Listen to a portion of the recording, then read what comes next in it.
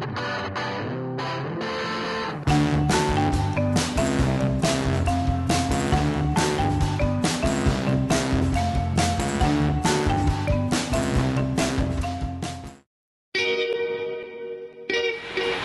à la mondialisation, quels sont les atouts économiques de la ville de Nantes?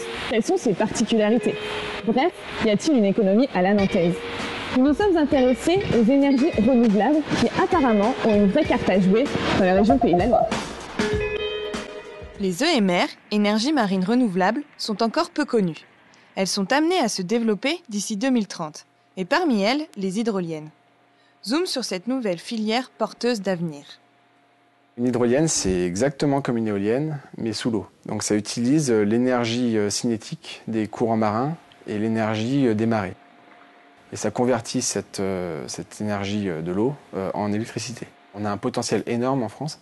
On est le deuxième potentiel européen en termes d'énergie des courants et d'énergie des marées. Les principaux acteurs du projet, Alstom Hydro, Hydrocéan et l'École Centrale, sont tous basés à Nantes. Ils réalisent actuellement des tests, soit par ordinateur, soit en bassin. La maquette de l'hydrolienne, à peu près à l'échelle 1/20, donc qui fait à peu près 1 mètre de diamètre, on l'installe sous le chariot avance et on simule de cette façon le courant de façon tout à fait bonne. L'École Centrale possède un des plus grands bassins d'essai d'Europe. Ce n'est donc pas un hasard si c'est à Nantes que démarre cette nouvelle filière, très prometteuse en matière d'emploi et déjà fortement structurée. La filière aujourd'hui des énergies marines renouvelables va nécessiter des ressources humaines à tous les niveaux. Il y a vraiment des emplois derrière qui se comptent en milliers pour la région Pays de Loire.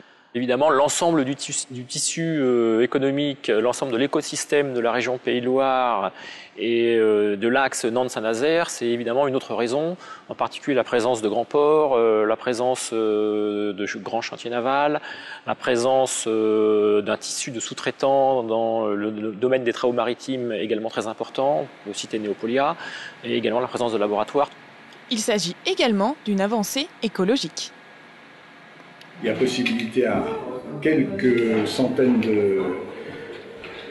à peine 100 km de chez soi, d'avoir des sources de production plus fiables et plus respectueuses de la nature que l'énergie nucléaire. Pour la faune, il n'y a pas de danger particulier, au contraire.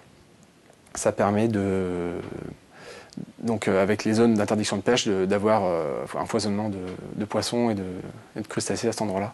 Ça broie moins de poissons qu'une éolienne broie d'oiseaux en fait. Là du coup en France, des atouts en main pour développer convenablement ces énergies marines. Alors pas pour produire l'ensemble de l'électricité dont on a besoin, mais une part tout à fait raisonnable dans le mixte renouvelable français.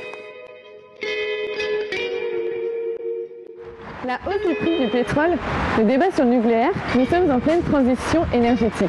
Peut-être qu'une révolution prend forme ici, à Nantes. Pour savoir si les énergies marines renouvelables et les hydroliennes sont un atout à la nantaise, rendez-vous en 2030.